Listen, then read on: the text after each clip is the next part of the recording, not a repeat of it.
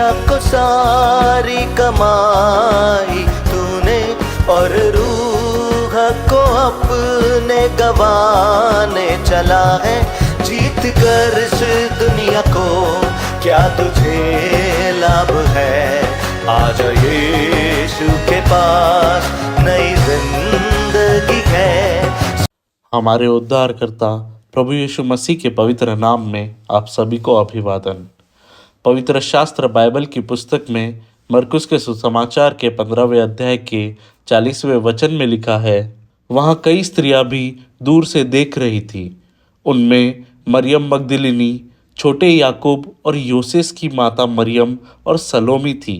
मरकुस के साथ सभी शुभ वर्तमानों में क्रूस के पास खड़े शिष्यों और प्रियजनों का उल्लेख किया है, पर उनमें से मरिया मगदलिनी, यीशु की मामी सलोमी और क्लोप की पत्नी मरिया का विशेष उल्लेख किया गया है।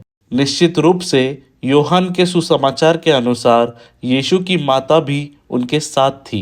जब प्रभु यीशु गलीली प्रांत में थे, तब ये महिलाएं उनकी सेवा करती थी। सभी उनके साथ यरूशलेम आई थी, और जब उन्हें क्रूस पर दंडित किया जा रहा था, तब भी अंत तक वे उनके पास ही खड़ी रही। योहान के 11वें अध्याय में प्रभु लाजर को मृत्यु से जिंदा करने के लिए यहूदियों के बीच गए। जब प्रभु के शिष्य भी उनके साथ गए, यहूदियों में उनके जीवन का खतरा जानकर थोमा ने अन्य शिष्यों से कहा, हम भी उनके साथ मरने जाए। उसी प्रकार जब यीशु क्रिस्त को गिरफ्तार किया गया, तो सारे शिष्य उनसे दूर हो गए। जब उन्हें क्रूस पर दंडित किया जा रहा था, योहान के अलावा वहां कोई नहीं था। यीशु क्रिस्त के लिए अपनी जान देने वाले पतरस ने भी प्रभु को 3 बार नकारा था। वास्तव में मौत के भय से सभी शिष्य छिप गए थे। इसके विपरीत ये सभी स्त्रियां प्रभु के प्राण समर्पित करने तक क्रूस के पास ही खड़ी रही। इतना ही नहीं, वे उसे कब्र में दफन करने तक भी उसके आसपास मौजूद रहे। उनका प्रभु के प्रति प्रेम उन्हें चैन से बैठने नहीं देता था।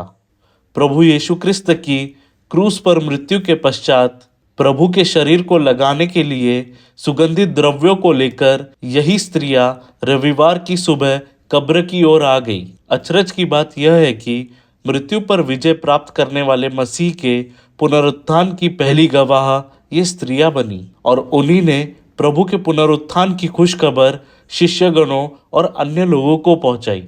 अपने प्राणों की परवाह किए बिना विश्वास पूर्वक प्रभु के साथ रही ये पुण्य महिलाएं प्रभु की सच्ची अनुयायी सिद्ध होती है। मसीह ने कहा था, जो कोई अपना जीवन बचाने का प्रयत्न करेगा वह उसे खो देगा, और जो कोई मेरे और सुसमाचार के लिए अपना जीवन खो देगा वह उसे बचा लेगा। क्या हमें भी संसार के भय से प्रभु को अपना उद्धारकर्ता मानने में डर लगता है? अपनी आत्मा की रक्षा के लिए अभी प्रभु को स्वीकार करें। ईश्वर आपकी सहायता करे। धन्यवाद।